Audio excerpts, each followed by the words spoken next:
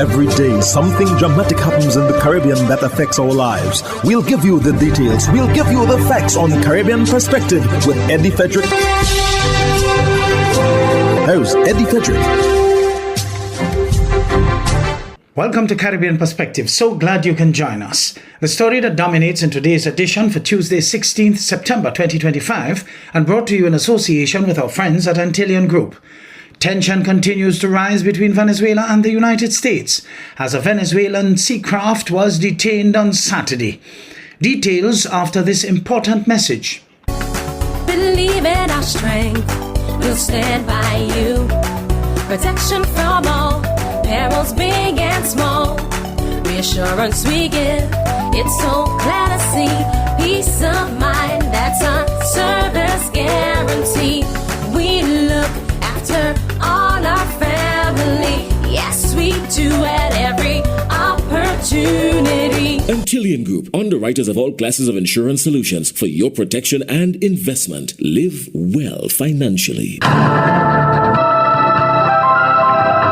hurricane season is now upon us, so we as Caribbean people need to remember to think safety and be prepared. Avoid venturing outside during a storm or hurricane, especially if there are strong winds. Rooftops and other debris are often blown about and can cause great damage.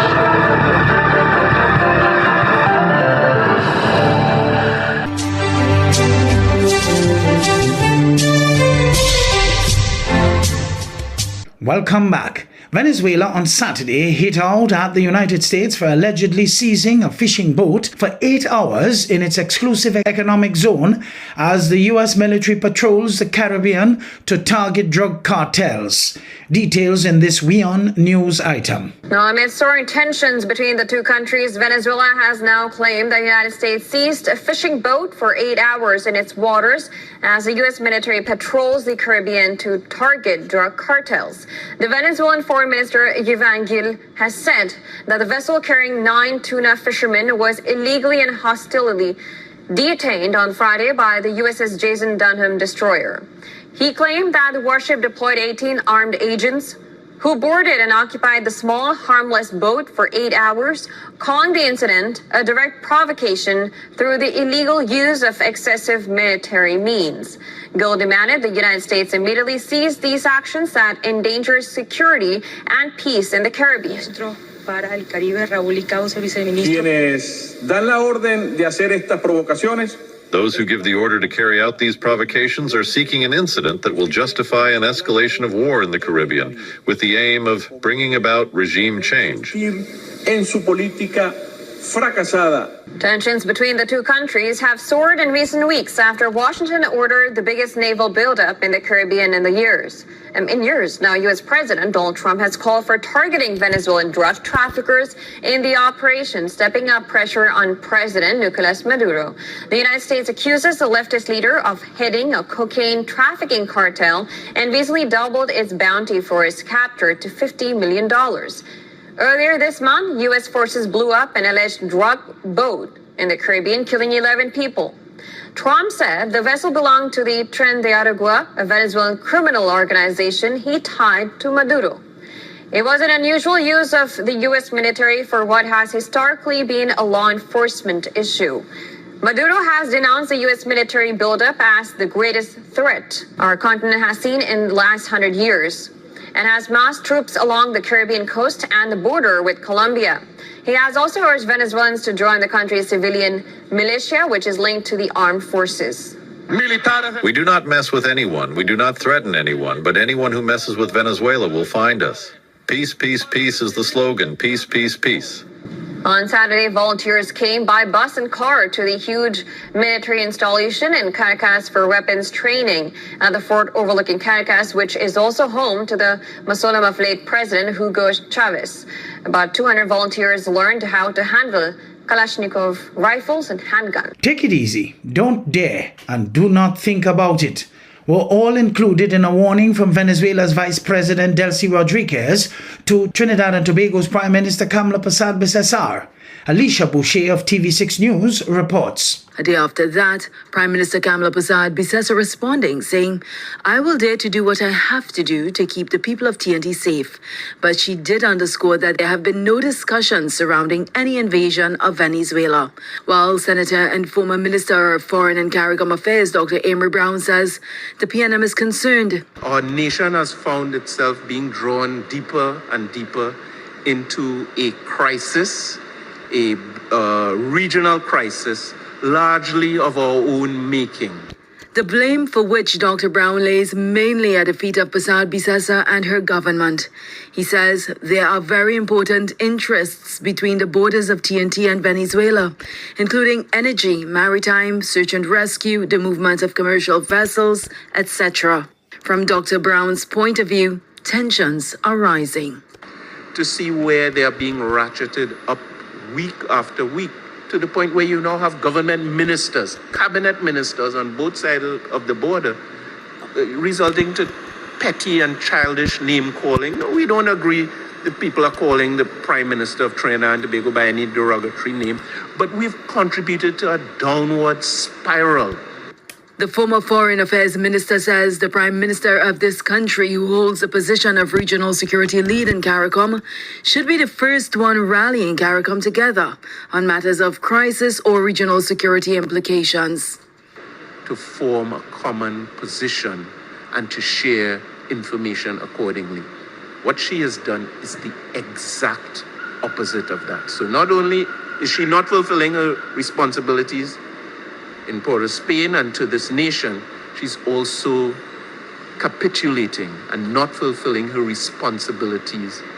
Asked if he believes the relationship between TNT and Venezuela can be salvaged, Dr. Brown says it has to be. Yes, a lot of damage has been done. Yes, the trajectory is very negative and worrisome. But fortunately, this country has, as its leader of the opposition, Mrs. Penelope Beckles-Robinson, who has far more diplomatic and foreign policy experience, literally, than the sitting Prime Minister of this time. He adds that she's monitoring and responding accordingly, and whenever it is democratically allowed, the PNM will, quote-unquote, pick up the pieces and restore TNT's position as a mature, lawful and prudent broker regionally and globally. Alicia Boucher, TV6 News. You're listening to Caribbean Perspective with Eddie Frederick, in association with our friends at Antillian Group, underwriters of all classes of insurance solutions for your protection and investment. Live well financially. A Caribbean Development Bank CDB official says the region's reliance on tourism and its narrow export base is cause for concern when it comes to the region's vulnerability to global economic shocks. More in this TVJ News item. Speaking at the second Wider Caribbean Regional Risk Conference recently, Acting Vice President of Corporate Services at the Caribbean Development Bank, Ian Durant, cautioned that limited export diversity across the region creates severe exposure to global economic challenges. These are small, open economies with no reserve currency, so ultimately the ebbs and flows of growth will depend on what happens to our foreign exchange earning sectors, so that the limited diversity that exists as far as our export mix is concerned results in an acute vulnerability. And moreover, the dependence on tourism, which is a very elastic product, responding to practically everything in significant fashion, means that when there are troughs, those troughs are extremely. To reduce these risks, Mr. Durant underscored the need for improved regional competitiveness to enable export diversification. Yes, and in practical terms, what does competitiveness mean? Really, it means that it's about the ability of a country's producers to get products into export markets at a price that competes, a quality that consumers and regulators require, and a reliability that meets market demand. According to Mr. Durant, tourism accounts for more than half of the foreign exchange earnings in 5 of CDB's 19 borrowing member countries, while another 7 nations are seeing tourism contribute to over 30% of their foreign exchange. On Tuesday, Forward Guyana Movement FGM presidential candidate Amanzo Walton Desir called for urgent reforms to the Guyana Elections Commission GCOM, declaring it's no longer useful in its current configuration. Walton Desir insisted that GCOM's structure cannot reflect Guyana's political reality unless new parties like FGM and WIN are represented. She clearly signaled to her former party, the People's National Congress Reform, PNCR, that the status quo has to change since FGM and WIN has to be represented at GCOM. However, on Friday, at the press conference, PNCR and the Partnership for National Unity APNU leader Aubrey Norton poured cold water on what the FGM leader said. As it relates to the composition of the Elections Commission, I see no problem with the system if it is allowed to work. Norton agrees that there should be an overhaul in the manner GCOM works. However, he does not support the changing of commissioners since previous chairs of GCOM have shown how the system can work if the two sides are given the opportunity to work their differences out and come up with plausible solutions. If one remembers that you had 3-3, but the chairman did not play the role of arbiter. The chairman played the role of consensus building, conciliation, etc. Norton and Walton Desir, who is poised to take up a lone seat in Parliament, do not see eye to eye on this issue.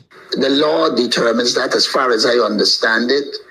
I don't remember if it's 1998 or 99, but we agreed on a permanent commission. As far as I'm aware, there's nobody with the authority to move anybody from the commission. Marvin Cato reporting for HGP Nightly News. Brazil is a good alternative for those seeking a partner in trade, commerce and cooperation.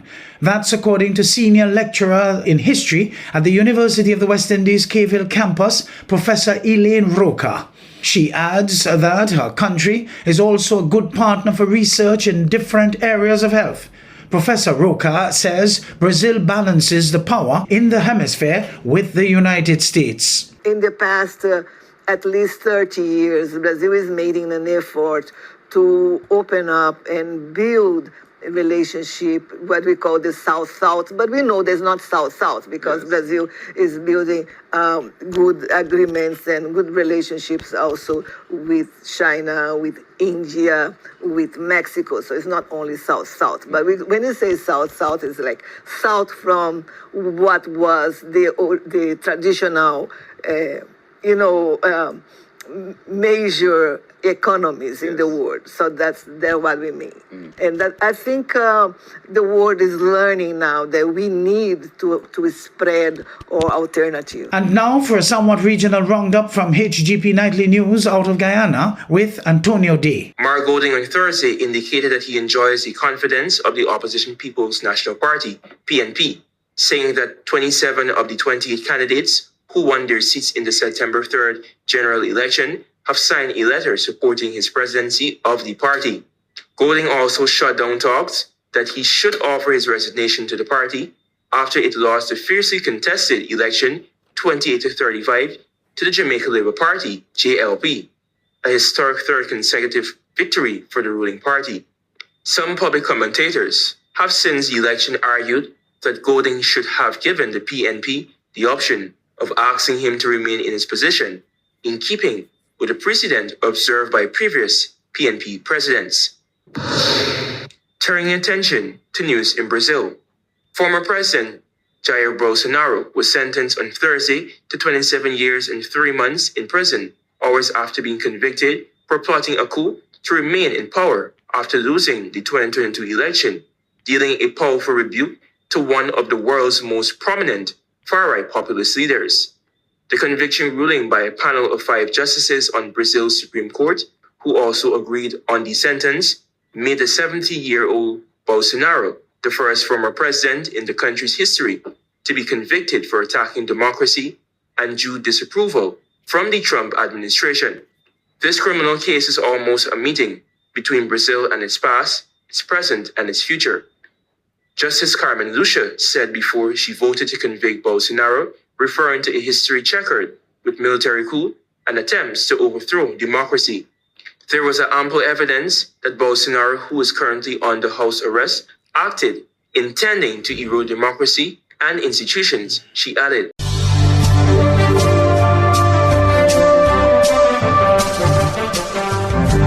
I am Eddie Frederick. This has been Caribbean Perspective, a whole new approach to highlighting developments in the Caribbean. In the meantime, please follow us on Facebook and subscribe to our YouTube channel for daily regional news and more, in association with our friends at Antillian Group. Believe in our strength, we'll stand by you. Protection from all, perils big and small. Reassurance we give, it's so glad to see. Peace of mind, that's our service guarantee. We look after all our family. Yes, we do at every opportunity. Antillian Group, underwriters of all classes of insurance solutions for your protection and investment. Live well financially.